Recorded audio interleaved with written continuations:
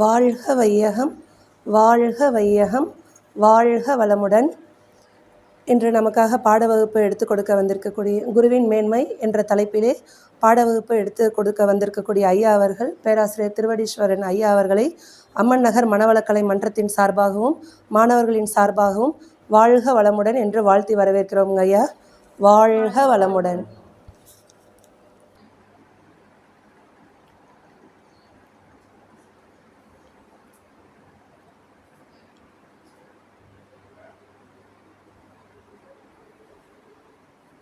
வையகம், வாழ்க வளமுடன்.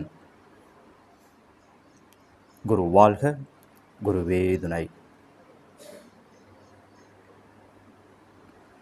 அருள் தந்தை வேதாத்ரி மகரிஷி அவர்கள் சுக்குமமாக எழுந்தருளி இந்த அமர்வை சிறப்பாக நடத்தி கொடுப்பாராக.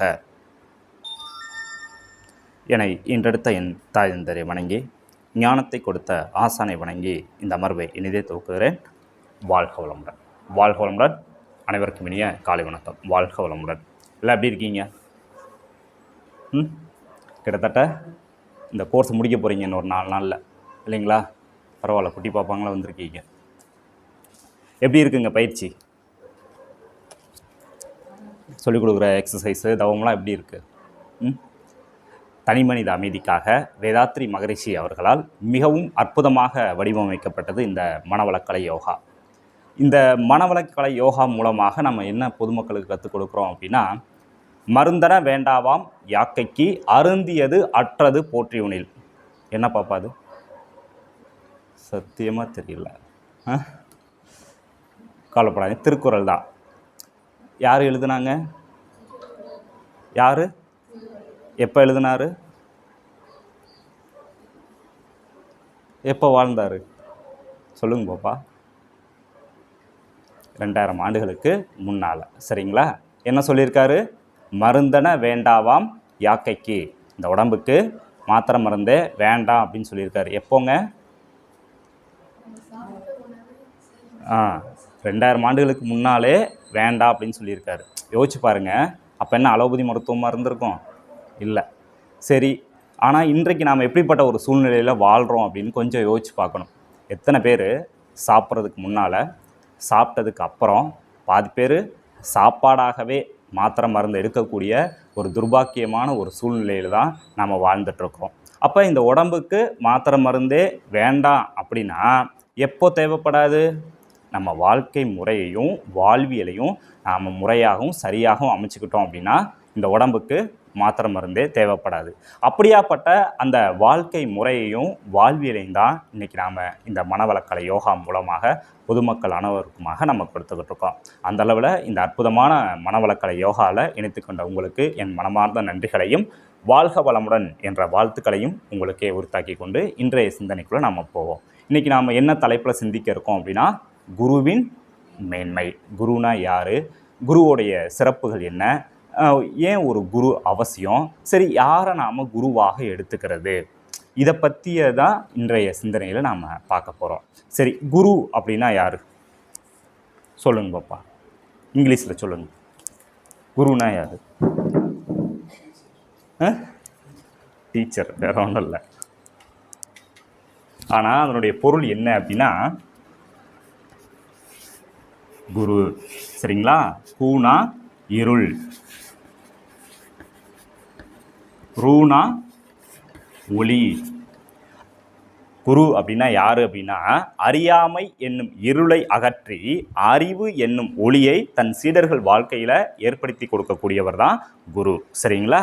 சரி, இப்போது அப்படி பார்க்கும்போது நம்மளுடைய வாழ்க்கையில் ஒவ்வொரு கட்டத்தையும் ஒவ்வொரு குருமார்கள் இருந்திருப்பாங்க. இப்போ உதாரணமாக பார்த்தீங்கன்னா, டிரைவிங் பழகலான்னு போகிறீங்க, உங்களுக்கு டிரைவிங் தெரியாது. அப்போ ஒருத்தர் ஓட்ட தெரிஞ்ச ஒருத்தர் உங்களுக்கு கற்றுக் கொடுக்குறாரு. அப்போது அந்த இடத்துல அவர் உங்களுக்கு குரு தான். ஏன்னா நமக்கு தெரியாது, அவர் நமக்கு கற்றுத்தர்றாரு. இப்போ கம்பெனி வேலைகளுக்கெல்லாம் போனோம் அப்படின்னா கட்டிங் வெட்டுறதுக்கு தெரியாது, ஒரு கட்டிங் மாஸ்டர் இருப்பார், அவர் வெட்டி பழக்கி விடுவார். அப்போ அந்த இடத்துல அவர் குரு தான். ஸ்டிச்சிங் பழகலாம் அப்படின்ட்டு போகிறீங்க, நமக்கு தெரியாது, தெரிஞ்ச ஒருத்தர் நமக்கு கற்றுக் கொடுக்குறாரு. அப்போ அந்த இடத்துல அவர் நமக்கு குரு தான். இப்போ குழந்தைங்க இருக்காங்க, இவங்க எழுத படிக்க எதுவுமே தெரியாது, குழந்தைங்கள ஸ்கூலுக்கு அனுப்பிச்சி விட்றோம். அவர்களை எழுத படிக்க கற்றுக் கொடுத்து ஒரு சான்றோராக இந்த சமுதாயத்துக்கு கொடுக்குறாங்க. அவர்களும் குருமார்கள் தான்.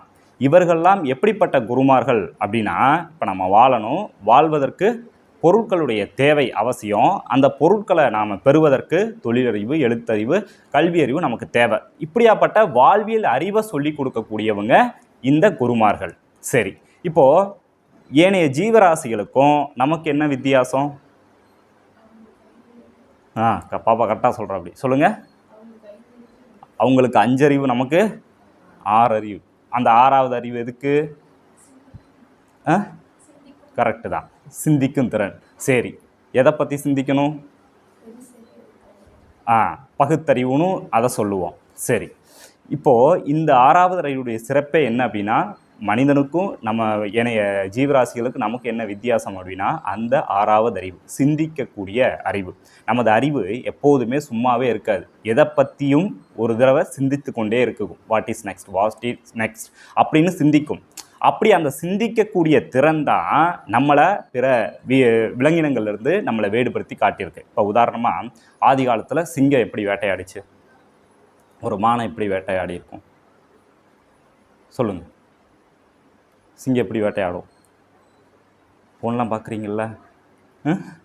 சிங்கம் எப்படி வேட்டையாடும்? சரி, ஒரு மான் ஓடுதுன்னு வச்சுக்கோங்க. இது என்ன பண்ணும்? மானை தாண்டி ஓடி போய் பிடிச்சி எப்படி தன்னுடைய நகங்களாலும் பற்களாலும் அதை கொன்று மாமிசத்தை சாப்பிடும். மனிதன் எப்படி வேட்டையாடி இருப்பான் ஆதி காலத்தில்? ஒரு மானை ஓடி பார்ப்பான். மான் அளவுக்கு ஓட முடியாது, மானை பிடிக்க முடியாது, மானும் ஓடி போயிடும். அப்போ என்னடா பண்ணுறது அப்படிங்கிறதுக்காக கல்லை வச்சு எறிவான். அதுவும் கொஞ்சம் தூரம் போகும்.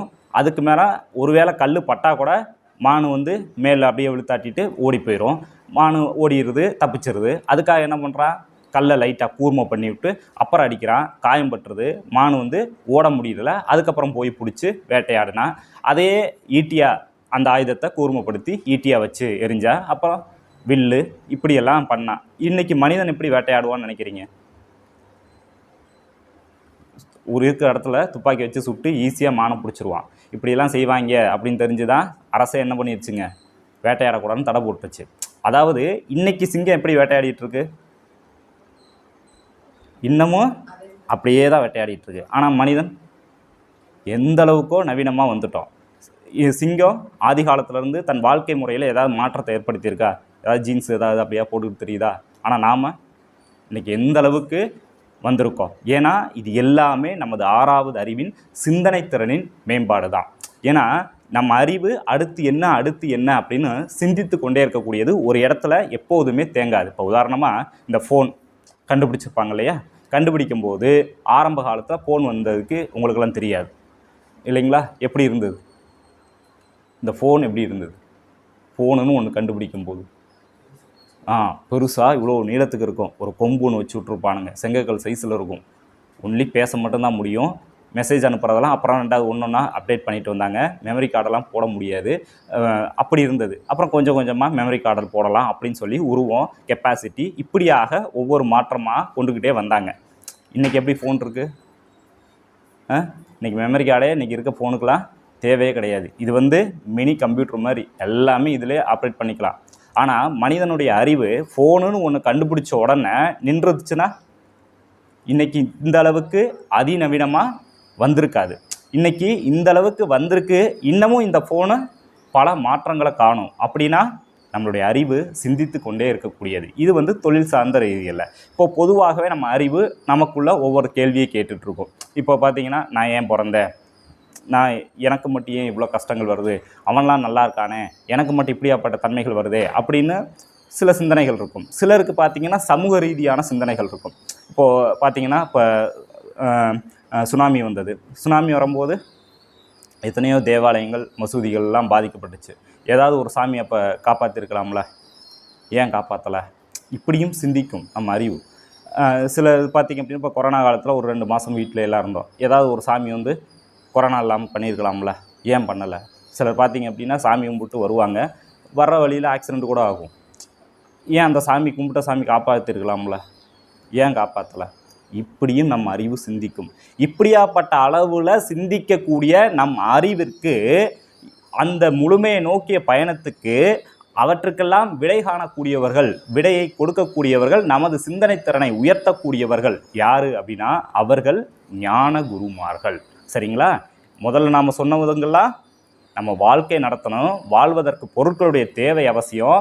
அந்த பொருட்களுடைய தேவை பெறுவதற்கு தொழிலறிவு, எழுத்தறிவு, கல்வி அறிவு, இவற்றை இந்த வாழ்வியல் அறிவை சொல்லிக் கொடுக்கக்கூடிய குருமார்கள் அவர்கள். ஆனால் இந்த அறிவின் முழுமை பெற அந்த அறிவை அந்த முழுமையை நோக்கிய பயணத்தில் டியூன் பண்ணி அந்த அளவில் சிந்திக்க வச்சு நாமளையும் அந்த சிந்தனை திறனை மேல் நோக்கி சிந்தித்து உயர்த்தக்கூடியவர்கள் தான் ஞான குருமார்கள். சரிங்களா? சரி, அப்படியாப்பட்ட ஞான குருமார் தான் நமது வேதாத்ரி மகரிஷி அவர்கள்.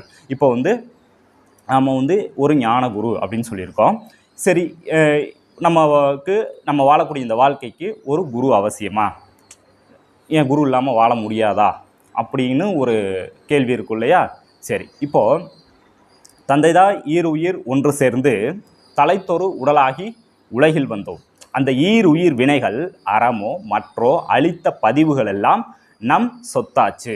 இந்த அரும் பிறவியில் முன் வினை அறுத்து எல்லையில்லா மெய்ப்பொருளை அடைவதற்கு வந்த ஒரு உதவி குரு உயிரின் சேர்க்கை. சரிங்களா? இப்போ நம்ம எல்லாரும் எப்படி பிறந்தோம்? அம்மா அப்பா அவங்களுடைய சேர்க்கையால் நம்ம வந்தோம். அவர்களுடைய அறிவாட்சி தரத்தாலேயோ இல்லை அறிவின் குறைபாட்டின் காரணமாக அவர்கள் எப்படியாப்பட்ட ஒரு தன்மையை கொண்டாங்களோ அதை பொறுத்து நம்மளுடைய பதிவுகள் அப்படின்னு வந்தாச்சு. இப்போது இப்படியாப்பட்ட களங்கத்தோடு வந்த இந்த உடலு கூட, இந்த உயிர் கூட, மூன்றாவதாக குருவினுடைய உயிர்கலப்பு நமக்குள் எப்பொழுது வருகிறதோ அப்போது தான் நமக்கு ஆன்ம தூய்மை அப்படிங்கிறது நமக்கு கிடைக்கப்பெறும். அத்தகைய அந்த உயிர்கலப்பு நமக்குள்ளாக எப்பொழுது வரும் அப்படின்னா தீட்சையில் தான் வரும். சரிங்களா? ஏன்னா இப்போ வீட்டில் பாலை காய்ச்சி வச்சா காலையில் எடுத்து பார்த்தீங்கன்னா எப்படி இருக்கும்? பாப்பா கிட்ட சொல்லுங்கள் எப்படி இருக்கும்? காய்ச்சி வச்ச பால் காலையில் எடுத்து பார்த்தீங்கன்னா அம்மாவை கேட்கணும் இல்லைங்களா? கெட்டுரும்.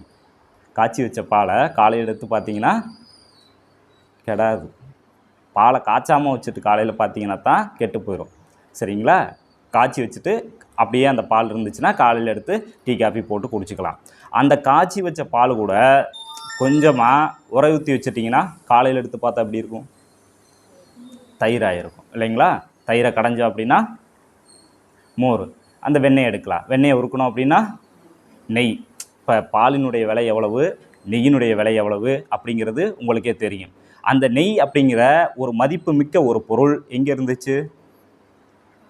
அந்த பாலுக்குள்ளே தான் இருந்தது. அது எப்போ வெளியே வந்தது?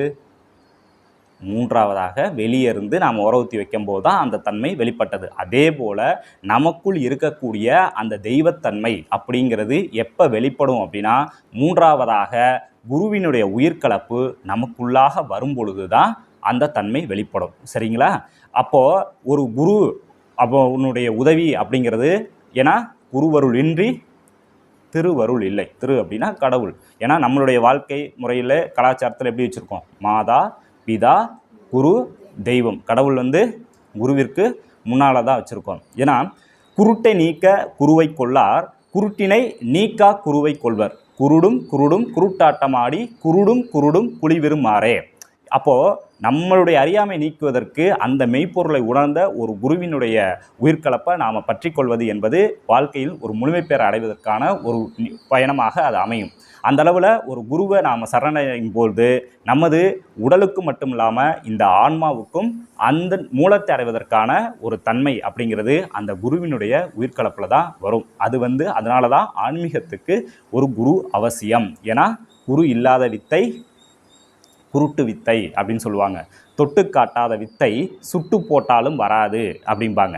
அப்போது நாம் வாழ்க்கையில் உயர்வதற்கும் நம்மளை உயர்த்தி கொள்வதற்கும் உயர்த்துவதற்கும் ஒரு குரு அப்படிங்கிறது அவசியம். சரி, இப்போ நம்ம ஒரு குரு வேணும் அப்படின்னு முடிவு பண்ணிட்டோம். சரி, யாரை குருவாக எடுத்துக்கிறது? காவி கட்டிட்டு ருத்ராட்சம் போட்டுட்டு உட்காந்துருக்கிறவங்கள நாம் குருவாக எடுத்துக்கலாமா?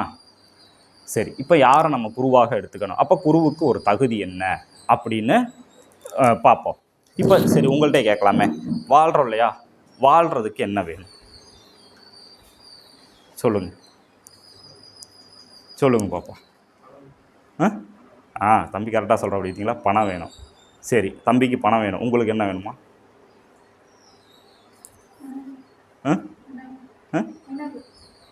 சாப்பாடு வேணும். பாப்பா உங்களுக்கு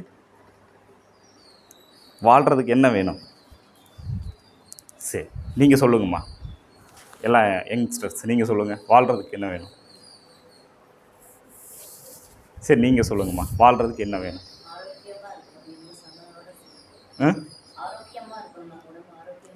உடம்பு ஆரோக்கியமாக இருக்கணும். சரி, இப்போ நம்ம வாழ்கிறோம் இல்லைங்களா? இந்த வாழ்க்கைக்கு ஒரு 3 அவசியங்க.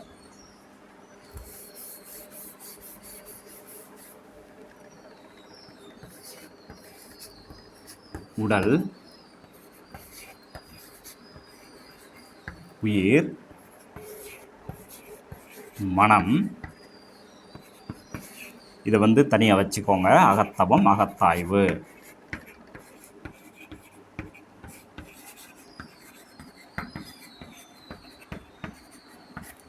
சரி, இப்போது இது மட்டும் இல்லாட்டினா என்ன சொல்லுவாங்க? என்ன தான் தம்பி சொன்னா அப்படி பார்த்தீங்களா? என்ன தான் காசு போனால் எல்லாம் சேர்த்து வச்சுருந்தாலும் இது இல்லைன்னு வச்சுக்கோங்க, அரை நாள் நம்மளை வீட்டில் வச்சுருக்க மாட்டாங்க. நீங்கள் பார்த்து ஒரு வீடு கட்டியிருக்கலாம், ஒரு வேளை ஹாஸ்பிட்டல்லேருந்து கொண்டு வந்தாங்க அப்படின்னா உள்ளே கூட வைக்க மாட்டாங்க. அப்போது இது இல்லை அப்படின்னா ஒன்றுமே இல்லை. சரி, இது இல்லை அப்படின்னா என்ன சொல்லுவாங்க? சொல்லுங்கள். கரெக்டு தான். இது இல்லாட்டினா பைத்தியம், மெண்டல் அப்படின்ட்டுருவானுங்க. சரி, இது ரெண்டும் நல்லா இருக்கணும் அப்படின்னா ஆரோக்கியமான உடல் அப்படின்னு வேணும். ஏன்னா இந்த உடல் நலம் அப்படிங்கிறது தான் மிகப்பெரிய ஒரு நம்மளுடைய செல்வம். அதாவது எது சிறந்த ஆரோக்கியம் அப்படின்னா நல்ல உடல் நலம் தான் மிகப்பெரிய ஒரு செல்வம். இப்போ நம்ம இங்கேயே யோகா கிளாஸ் வர்றவங்களுக்கெல்லாம் தோணும், ஏன்டா காலையில் காசுக்கு பிரயோஜனம் இல்லாத இந்த யோகா கிளாஸுக்கு போகிறோமே, வீட்டில் இருந்தால் ஏதோ ஒரு வேலையை பார்க்கலாம். பலருக்கு மைண்ட் வாய்ஸ் அதாக தான் இருக்கும். எதுக்கு தேவையில்லாமல் 4 மணிக்கு எந்திரிச்சு ஓடி வர்றோம் அப்படின்னு தான் தோணும். ஆனால் இந்த உடல் ஆரோக்கியத்தை நாம் பெறுவதற்காக எதை வேணாலும் தியாகம் பண்ணலாம். ஏன் அப்படின்னா இந்த உடல் நலம் இல்லை அப்படின்னா எதுவுமே இல்லைங்க. ஏன் சொல்கிறோம் அப்படின்னா இந்த உலக இன்பங்கள் எதையுமே நாம் அனுபவிக்கணும் அப்படின்னா என்ன வேணுங்க? இந்த உடம்பை வச்சு தான் எந்த சந்தோஷத்தையும் நாம் அனுபவிக்க முடியும். இந்த உடம்பு இல்லாட்டினா நம்ம என்ன சந்தோஷத்தை அனுபவிப்போம்? யோசிச்சு பாருங்கள். எதுவுமே பண்ண முடியாது. பிடிச்சதை சாப்பிடணும், பிடிச்ச இடத்துக்கு போய் வரணும், இது எல்லாருக்கும் அதுதான் தேவையாக இருக்கும். ஆனால் இந்த உடல்நலம் பாதிக்கப்பட்டு போச்சு அப்படின்னா நம்மளால் எதுவுமே செய்ய முடியாது. அடிப்படையான அறிவு நம்ம உடம்பை நாம் நல்லா வச்சுக்கணும். இது அடிப்படையான அறிவு. இந்த அறிவு மனிதனை தவிர பிற ஜீவராசிகள் எல்லாத்துலேயுமே இருக்குது. இப்போ ஏன்னா எந்த காக்கா குருவிக்கும் பார்த்திங்க அப்படின்னா blood pressure, sugar, heart attack அப்படி ஒன்றுமே வர்றதில்லை. ஆனால் மனுஷனுக்கு மட்டும் பாருங்கள், 35 வயசை தாண்டிடுச்சு அப்படின்னா எல்லாம் மாத்திரை மருந்து தான் ஓட வேண்டிய ஒரு தன்மை இருக்குது. இன்றைக்கி பார்த்திங்கன்னா பெரிய பெரிய பில்டிங்லாம் எது கட்டிக்கிட்டு இருக்காங்கிறீங்க? கலெக்டர் ஆஃபீஸுக்கு அப்புறம் எல்லாம் ஹாஸ்பிட்டல் தான். நம்புகிறான். எப்படி, எந்த நம்பிக்கையில் அவன் கட்டுறான்? இது எல்லாம் நம்ம பீஸு தான், கண்டிப்பாக வரும் அப்படின்னு அவன் நம்புகிறான். ஏன்? நம்ம உடம்பை நல்லா வச்சுக்கணுங்கிற இந்த அடிப்படை அறிவு யாருக்குமே இருக்கிறதில்ல. அதனால தான் இன்றைக்கி நோயாளிகளுடைய எண்ணிக்கையும் மருத்துவமனைகளுடைய எண்ணிக்கையும் அதிகரித்து கொண்டே இருக்குது. பொதுவாக பார்த்திங்கன்னா இப்போ மருத்துவம் பார்க்கக்கூடிய மருத்துவர்களுடைய எண்ணிக்கை அதிகமாயிட்டா இருக்குது, மருத்துவமனைகளுடைய எண்ணிக்கை அதிகமாயிட்டிருக்கு. ஆனால் ரேஷியோ எப்படி இருக்கணும்? மருத்துவர்களுடைய எண்ணிக்கை அதிகமாச்சுன்னா நோயாளிகளுடைய எண்ணிக்கை குறையணும். ஆனால் ரெண்டுமே ரேஷியோ பார்த்திங்கன்னா எப்படி போகுதுங்க? ப்ளஸ்லேயே போயிட்டுருக்கு. அப்போ என்ன காரணம் அப்படின்னா நம்ம உடம்பை சரியாக வச்சுக்கணும் அப்படிங்கிற ஒரு அடிப்படை அறிவு யாருக்குமே இல்லாது தான். இப்போ இங்கே வந்திருக்கீங்க, இந்த உடம்பை நம்ம சரியாக வச்சுக்கணுங்கிற ஒரு அடிப்படை அறிவை உங்களுக்கு நாம் புகட்டியிருக்கோம். சரி, இந்த உடம்பை சரியாக வச்சுக்கிறதுக்கு என்ன பண்ணுறீங்க சொல்லுங்கள்? உடம்பை சரியாக வச்சுக்கிறதுக்கு என்ன பண்ணுறோம், என்ன பண்ணுறீங்க? நாங்கள் என்ன கற்றுக் கொடுக்குறோம்? உடற்பயிற்சி அப்படிங்கிறத செய்கிறோம். சரி, இந்த உயிருக்கு கொடுங்க, சொல்லுங்கள். காயகல்பம் அப்படின்னு சொல்கிறோம். ஏன்னா இந்த உயிர் எந்த அளவுக்கு வளமாக இருக்கோ அதை பொறுத்து தான் நம்ம உயிர்த்துகளுடைய எண்ணிக்கை அமையும். அந்த உயிர்த்துகள்களின் எண்ணிக்கைக்கு தகுந்தாற் போல தான் அதிலிருந்து உற்பத்தி ஆகக்கூடிய ஜீவகாந்தத்தின் அளவு அமையும். அந்த ஜீவகாந்தத்தின் அளவு பொறுத்து தான் நமது உடல் நலமும் மன வளமும் காக்கப்படும். அப்போ இந்த ரெண்டுக்குமே அடிப்படை ஆதாரமாக இருக்கக்கூடியது இந்த உயிர் வளம். அதுதான் அதுக்குத்தான் நம்ம என்ன பயிற்சி கொடுக்குறோங்க, காயகல்பம் அப்படின்னு சொல்கிறோம். இப்போ மனம், இதுக்கு என்ன கொடுக்குறோம், தியானம் கொடுத்துட்றோம். சரி, இப்போது இது இருக்கட்டும். இங்கே வந்திருக்கீங்கன்னா இதுக்கு என்ன நோக்கமாக இருக்கும்? அம்மா சொல்லுங்கள், இங்கேயே வந்தீங்க? என்ன என்ன காரணமாக வந்தீங்க? உடம்பு நல்லா இருக்கணும். இங்கே வர்றீங்க, ஒரு குறையோடு வந்திருக்கீங்க. அந்த குறைக்கு நிவர்த்தி பண்ணக்கூடிய ஒரு பயிற்சியை நாம் கொடுக்குறோம். சரி அம்மா, நீங்கள் உடம்பும் நல்லா இருக்கணும், மனசில் இருக்கக்கூடிய சிக்கல்கள், வாழ்க்கை போராட்டங்கள் இதெல்லாமே தவிர்க்கக்கூடிய அளவில் மன வலிமை வேணும். இந்த ரெண்டுக்கும் உடம்பும் நல்லா இருக்கணும், மனசும் நல்லா இருக்கணும். அது ரெண்டுக்கும் இங்கே பயிற்சி நம்ம கொடுத்துருக்கோம். தம்பி, நீங்கள் கோபம் அதிகமாக வருது இல்லைங்களா? இதுதான், இங்கே தான் அகத்தவம், அகத்தாய்வு. இது ஏன் அப்படின்னா, நாம் ஒரு தனி மனிதனாக இந்த சமுதாயத்தில் வாழ்ந்துட்டு போக முடியாது. ஏன்னா பல மனிதர்களோட சேர்ந்து தான் அன்றாட நம்ம வாழ்க்கையை நாம் நடத்தணும். அப்போது ஒவ்வொரு மனிதரும் ஒவ்வொரு மாதிரி தான் இருப்பாங்க. ஏன் சமுதாயத்தை வீட்டுக்குள்ளே 4 பேர் இருந்தோம் அப்படின்னா 4 பேரும் 4 கேரக்டர்கள் தான் இருப்போம். எல்லாரும் ஒத்து போகணும்னு சொல்ல முடியாது. ஆனால் இந்த 4 பேருடையும் ஒத்து போனோம்னா மட்டும்தான் அந்த வீட்டில் அமைதி அப்படிங்கிறது நிலவும். ஆனால் ரொம்ப அடமண்டா இருந்தோம் அப்படின்னா சண்டையை போட்டுருக்க வேண்டியதான். அந்த குடும்பத்தில் ஒரு அமைதி அப்படிங்கிறத நம்மளால் கொண்டு வர முடியாது. அப்போது இணக்கமாக பிற மனிதர்களோட நாம் இணக்கமாக போவதற்கு அந்த ஃப்ளக்ஷேஷன் அப்படிங்கிறது நமக்கு வேணும். அப்போ நமது குணநலங்களில் ஒரு மாற்றத்தை நாம் ஏற்படுத்திக்கணும். அப்படியாப்பட்ட மாற்றங்களை கொடுக்கக்கூடிய பயிற்சி தான் இந்த அகத்தாய்வு. இப்போ நீங்கள் அறிமுக வகுப்பு முடிச்சிட்டிங்க. முடித்ததுக்கப்புறம் இதே மிகப்பெரிய சாதனையாக நினச்சிட்டு அப்பாடா அப்படின்ட்டு பழையபடியே போய் 7 மணி வரைக்கும் தூங்கி அப்படி ஒரு பழக்கம் வச்சுருப்போம் இல்லைங்களா? அப்படியே பழகிடக்கூடாது. ஏன்னா ஒரு இத்தனை நாள் இல்லாத ஒரு 14 நாள் கஷ்டப்பட்டு ஒரு விஷயத்தை நம்ம கற்றுருக்கோம். எதுலேயுமே கற்றுக்கிறது பிரச்சனையே கிடையாதுங்க. ஏன்னா எல்லாருக்குமே அறிவு இருக்குது, எல்லாருக்குமே எல்லாமே தெரியும். ஆனால் எங்கே ஒரு மனிதன் பிற மனிதர்களிருந்து மாறுபட்டு போகிறான் அப்படின்னா, தான் கற்றுக்கொண்ட அறிவை தன் வாழ்க்கையில் கடைபிடிக்க முடியாததும் அவற்றை நடைமுறைக்கு கொண்டு வர முடியாததும் தான் ஒரு மனிதன் தோல்விக்கான காரணம். ஏன்னா இப்போ நம்ம உடலை பற்றி இத்தனை சொல்லியிருப்பாங்க உங்களுக்கு. அப்போது அதை கொஞ்சமாவது நம்ம கடைபிடிச்சோம் அப்படின்னா இந்த நோயின் பிடியிலிருந்து நம்மளால் காத்துக்க முடியும். ஆனால் அதை நம்ம கடைபிடிக்கலை அப்படின்னா அதை கற்றுக்கிட்டாலும் ஒன்று தான், கற்றுக்காதது ஒன்று தான். இம்ப்ளிமெண்ட், அதை நடைமுறைக்கு கொண்டு வர்றதில் தான் எல்லாருடைய வெற்றியுமே இருக்குங்க. அப்போது அவற்றை தன்னுடைய ப்ளஸ்ஸு மைனஸ் எல்லாம் கண்டுபிடிச்சி தன்னையை மேம்படுத்திக்கிறதுக்கான ஒரு பயிற்சி தான் அகத்தாய்வு அப்படிங்கிறது. சரி பாப்பா, நீங்கள் எதுக்கு வந்தீங்க சொல்லுங்கள்? உடல் ஆரோக்கியம். அப்போது இங்கே நீங்கள் வாங்க, 14 நாள் பயிற்சி முடித்ததுக்கப்புறம் ஆளுக்கு 5000 ரூபா பணம் கொடுப்போம் அப்படின்னு நாங்கள் ஏதாவது சொன்னோமா? இல்லை. ஆனால் இத்தனை பேர் எதுக்காக வந்திருக்கீங்க? உங்களுடைய தேவை என்னவாக இருக்குங்க? இந்த நாளுக்குள்ளே உங்களுடைய தேவை அப்படிங்கிறது அடங்கி போயிடுது. அப்போது இத்தகைய தேவையோடு நீங்கள் வர்றீங்க. இங்கே வரக்கூடிய உங்களுக்கு அவற்றினுடைய உண்மை பொருளை விளக்கிட்டு அவற்றை சரி பண்ணுவதற்கான பயிற்சிகளை நாங்கள் கொடுக்குறோம் தானே? அப்போது இது எல்லாமே ஒரு குருவிற்கு தெரிஞ்சிருந்தால் மட்டும்தான் அவரை நாம் ஒரு குருவாக எடுத்துக்க முடியும். ஏன்னா மனசில் பிரச்சனை வந்திருப்பீங்க, மனசுனா என்னன்னே அவருக்கு தெரியாது. அப்படியாப்பட்ட ஒரு குருவை நீங்கள் சரணடைஞ்சிங்க அப்படின்னா உங்களுடைய பிரச்சனைக்கு எப்படி தீர்வு கிடைக்கும் இல்லைங்களா? அப்போது இத்தகைய பிரச்சனையோடு இருக்கக்கூடிய அவர்களுக்கு அத்தனையும் உணர்ந்த அந்த தன்மையுடைய அந்த குரு உங்களுக்கு விளக்கி அவற்றுக்கான ஒரு தீர்வையும் சொல்கிறாரு. அப்போது அவரை நீங்கள் குருவாக எடுத்துக்கலாம். சரிங்களா? அப்போ நீங்கள் உங்களுடைய பிரச்சனைகள் அனைத்துக்கும் தீர்வையும் இங்கே கொடுக்குறாங்க, பயிற்சியும் இங்கே கொடுக்குறாங்க. அப்போது அப்படியாப்பட்ட ஒரு தன்மையை கொடுத்துருக்கக்கூடிய மகரிஷி அவர்களை குருவாக ஏற்றுக்கொள்வதில் ஏதேனும் தயக்கம் இருக்கா? இல்லையா? எடுத்துக்கலாம் இல்லையா? சரி, இப்போ நமது குருவானவர் பார்த்திங்க அப்படின்னா 1911 ஆகஸ்ட் 14 சென்னைக்கு அருகே இருக்கக்கூடிய கூடுவாஞ்சேரி அப்படிங்கிற ஊரில் தான் பிறந்தாங்க. ஒரு ஏழை நெசவாள குடும்பத்தில் பிறந்தாங்க. அவர்களுக்கு இளம் வயதிலே இருந்த ஒரு 3 கேள்வி. அதாவது கடவுள் அப்படின்னா யார், உயிர்னா என்ன, ஏழ்மை ஏன் ஏற்படுகிறது, இவற்றுக்கான ஒரு விடை காணக்கூடிய வேட்கை தான் அவரை நாளடைவில் ஒரு ஞான குருவாக மாற்றியது.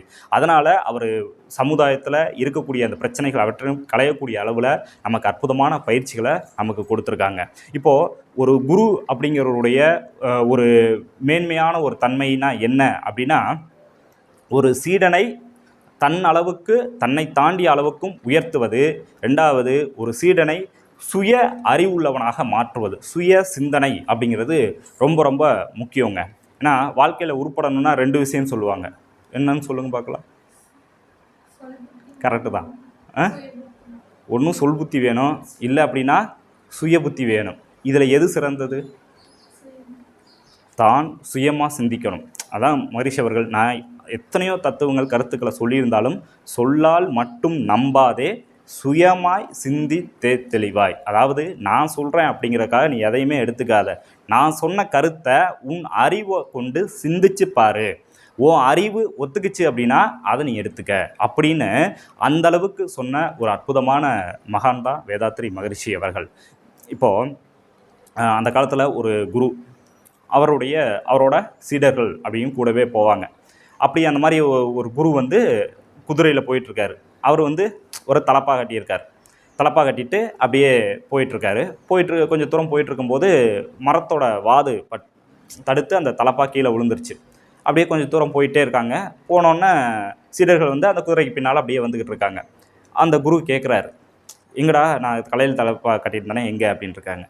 சீடர்கள் ஒவ்வொருத்தனும் அப்படியே சுற்றி முற்றி பார்த்துட்டு, குருவே அந்த கோல்டு கலரில் ஜரிகை போட்டிருந்தது அதானே? ஆமாடா அதான்டா. ஒரு வெள்ளை கலரில் கட்டிட்டு இருந்தீங்கல்ல அதானே? ஆமாடா அதான்டா, எங்கடா அப்படின்ட்டு இருக்காரு. அது வந்து 2 பர்லாங்குக்கு அந்த பக்கமே விழுந்துருச்சு அப்படின்ட்டுருக்க. ஏன்டா சொல்லலை அப்படின்ட்டு இருக்கீங்க. அதுக்கு குரு சீடர்கள் வந்து சீடர்கிட்ட குரு சொல்லியிருக்காரு. என்ன பதில் சொல்லியிருக்காங்கன்னா, நீங்கள் என்ன சொல்லியிருக்கீங்க, எதுவாக இருந்தாலும் நான் கேட்டால் மட்டும்தான் சொல்லணும் அப்படின்னு சொல்லியிருக்கீங்க. நீங்கள் கேட்கல, நான் சொல்லலை அப்படின்ட்டுருக்கார். குரு கோபமாயிட்டார். இனிமேல் வந்து எது விழுந்தாலும் எடு அப்படின்ட்டார். சரி அப்படின்னு சொல்லிட்டு கொஞ்சம் தூரம் அப்படியே போயிட்டுருக்காங்க. போகும்போது குதிரை சாணம் போட்டுருச்சு. டக்குன்னு சீடன் என்ன பண்ணிட்டான், வேட்டியை கழட்டி சாணியை பிடிச்சி தோளில் போட்டு கொஞ்சம் தூரம் போயிட்டே இருக்கான். குரு கேட்டிருக்காரு, என்னடா அது அப்படின்னு. குதிரையோட சாணம் அப்படின்ட்டுருக்காரு. கண்டபடி குரு திட்டிருக்காரு, ஏடா இதெல்லாமாடா நீ எடுத்து போடுவ அப்படின்னு. சீடனுக்கு இப்போ கோவம் வந்துருச்சு. என்ன குருவே நீங்கள் எடுத்தாலும் திட்டுறீங்க, எடுத்தாட்டாலும் திட்டுறீங்க, சரி எதை எடுக்கணும், எதை எடுக்கக்கூடாது, ஒரு லிஸ்ட்டு கொடுங்க அப்படின்ட்டு இருக்காங்க. அப்போ குருவும் சொல்லியிருக்காரு, இதை எடு, இதை எடுக்காத அப்படின்ட்டு இருக்காங்க. கொஞ்சம் தூரம் அப்படியே போயிட்டுருக்காங்க. மலையோட ஒரு சரிவு, குதிரையோட கால் தடிக்கி குருவும் அந்த குதிரையும் பார்த்தீங்கன்னா பள்ளத்தில் அடிவாரத்தில் விழுந்துட்டாங்க. அப்படியே கத்துறாரு குரு, காப்பாற்றுங்க காப்பாற்றுங்க அப்படின்னு. இந்த சீடர்கள்லாம் வந்துட்டாங்க. வந்துட்டு என்ன பண்ணியிருக்கணும், அவர் கத்துற வர தூக்கி விட்ருக்கணும். இவங்க அதை பண்ணலை. டக்குன்னு எடுத்து லிஸ்ட்டை பார்த்துருக்காங்க. லிஸ்ட்டில் வந்து குருவோட பேர் இல்லை. அப்படி விட்டுட்டு போயிட்டாங்க. இப்படியாப்பட்ட ஒரு குருவும் சீடர்களும் இருந்தால் என்னாகும்? அதனால தான் சுயமாய் சிந்தி தெளிவாய். குருட்டை நீக்க குருவை கொள்ளார், குருட்டினை நீக்கா குருவை கொள்வர். குருடும் குருட்டாட்டமாடி குருடும் குழி விழுமாறே. அப்போது அற்புதமான ஒரு குருவை நீங்கள் சரணடைஞ்சிருக்கீங்க. சரணடைஞ்சது மட்டும் இல்லாமல் அவருடைய பயிற்சிகளை உங்கள் வாழ்நாளில் நீங்கள் தொடர்ந்து கடைபிடித்து உங்களை நீங்கள் மேம்படுத்தி வாழ்க்கையில் மேன்மை அடையணும் அப்படின்னு சொல்லி இந்த அமர்வை நான் இனிதை நிறைவு பண்ணிக்கிறேன். வாழ்க வளமுடன்.